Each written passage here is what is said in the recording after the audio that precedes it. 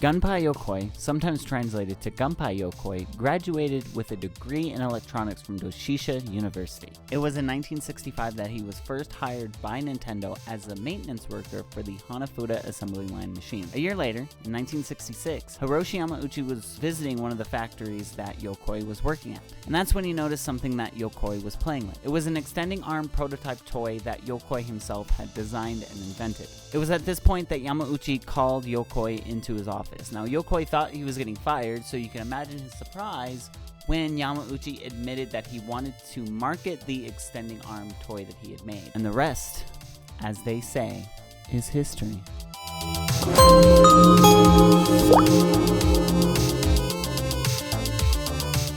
Hey guys, Dylan from the Sedated Cyanic YouTube channel. On today's episode of the Unlicensed History of Nintendo, I want to talk about the savior of Nintendo, Gunpei Yokoi. If it wasn't for Gunpei Yokoi, who knows where Nintendo would be. Now, Yamauchi wanted this Ultra Hand toy to launch in time for the Christmas rush.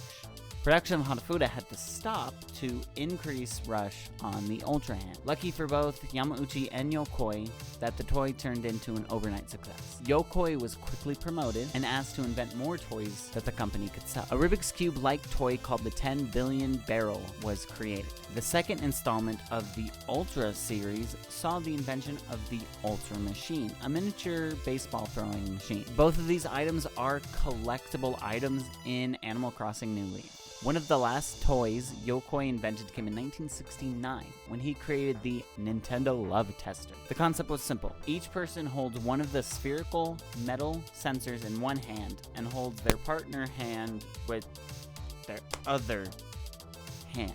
And then the pair is graded on a scale from 1 to 10 on how much they love each other. Heavily advertised on Japanese TV, these commercials have gained a cult following. Originally selling for 1,800 yen, it was re-released by Tenyo in 2010 with endorsement from Nintendo for 55 USD. The Love Tester is still one of the most sought after toys from Nintendo's early days and is considered one of the weirdest products that Nintendo has ever released.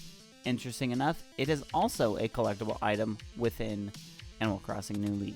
Now jumping back a few years, in 1966, Sega released their first successful game, Periscope. It was a simple arcade shooting game where the player used a laser gun to shoot cardboard ships. While the laser gun technology has existed since the 1930s, Periscope was the first game to popularize the technology. It was also the first arcade machine to cost 25 cents per play, making it the game that popularized quarter machines. In 1969, they released Missile, which featured electric sounds and a moving film strip behind a projection screen. Now you're probably wondering, why the hell am I talking about Sega? Isn't this the history of Nintendo? Yes, this is. But it was Sega's releases of Periscope and Missile that launched their longtime rivalry with Nintendo, because in 1970, Nintendo released the first solar-powered light gun, the Nintendo Beam Gun. It became the first light gun for in-home use. By 1972, Nintendo had released the LA Conga,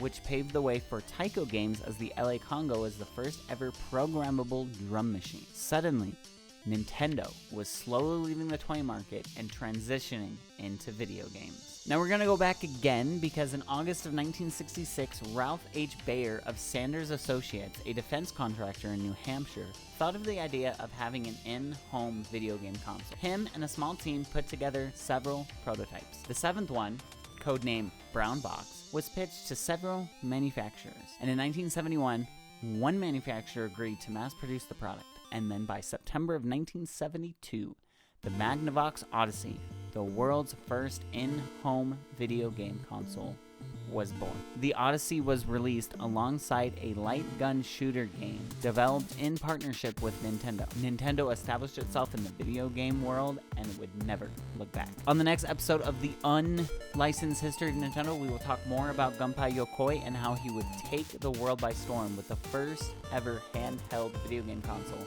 the Game & Watch, and later, his greatest achievement, the Game Boy. If you guys enjoyed this video, don't forget to give it a thumbs up. Be sure to subscribe, and don't forget to tick that little notification bell so you can continue following along with this series. I've left the playlist over here to the right so you can rewatch earlier videos in the series. Until next time.